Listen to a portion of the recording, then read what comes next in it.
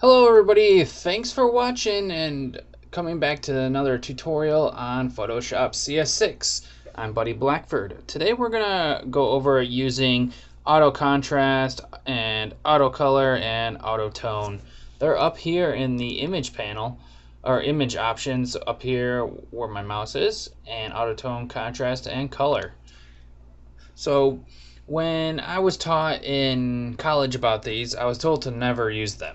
But they do have some um, uses that I've found since working with Photoshop often, and they speed things up every once in a while. But also they kind of sometimes they suck and don't do what you want them to do, or make like a crappy looking product. So open up any image that you want. I've got this one right here because this is a good example of one that gets when you add like auto color or something like that, it looks like crap. So I'm going to show you how it looks good and how it can look bad. So let's go to image and let's go to auto tone and we'll see what that does real quick. You can see that the tone is different. Oops, I already had some things on there. I take that off and redo it. Image, auto tone, there we go.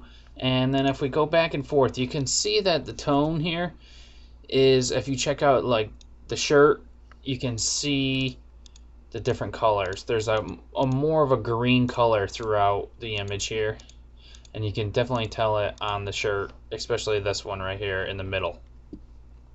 So now it's off. I want to go to auto contrast, and you'll see that nothing really happens. So this is an example of when the auto contrast or one of the autos doesn't do anything. Now I don't see any changes, do you? Didn't think so. So let's try out something else. Let's go to auto color, and you can see how auto color made everything more green. And unless you're going for like a military kind of look, making like a green overlay color isn't good. It just makes things look crappy. So just keep an eye on what you're doing when you use the auto color and auto contrast. They pretty much are good starting points, but I wouldn't just end my project with just using an auto contrast or an auto color or something like that, because you really don't know how it's actually going to turn out that well. So you might want to follow up after this with like a levels or a contrast or a curves or something like that. Now when you use, let's go to the next picture, and then we can see how something like this looks pretty good. So we're going to start here, and we're going to go to image. We'll go to auto tone, and you can see how the auto tone made the darks a little darker and richer, and I think it made the photo look a little better. So you can see the photo had a lot of blue in it and purple, and then when I go to auto tone, it made it a little darker, not so much purple and all that stuff throughout. So that's like an example of when things are going well when you use the auto tone. Now I just want to go over what these do really quick for the auto contrast and auto color. So the auto contrast adjusts the tone of the image without impacting the color. The auto color adjusts the tone and color of the image by ignoring its channels, except for the composite channel. So it's just going to look at the composite channel. So it would be like taking out these RGB and just looking at the composite channel, which is a combination of RGB, or red, green, blue. So that's how that works. Now one thing about using auto contrast and auto color is that it's going to take all the different parts of your image, and like if I go ahead and like start painting white stuff all over the image, it's going to take that stuff into effect. Okay, let's go to an auto tone here.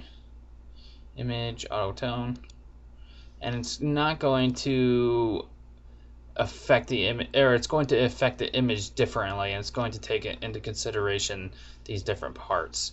So if I had like a lot of pink in here, and it would make the image a little more pink. So let's try it out and see if that actually works. So let's go to auto tone that one so it's a little darker, and then let's try to add some like pinks or something like that. Let's see if this actually will do it. I didn't test this beforehand. And then let's go to image, like something like auto color.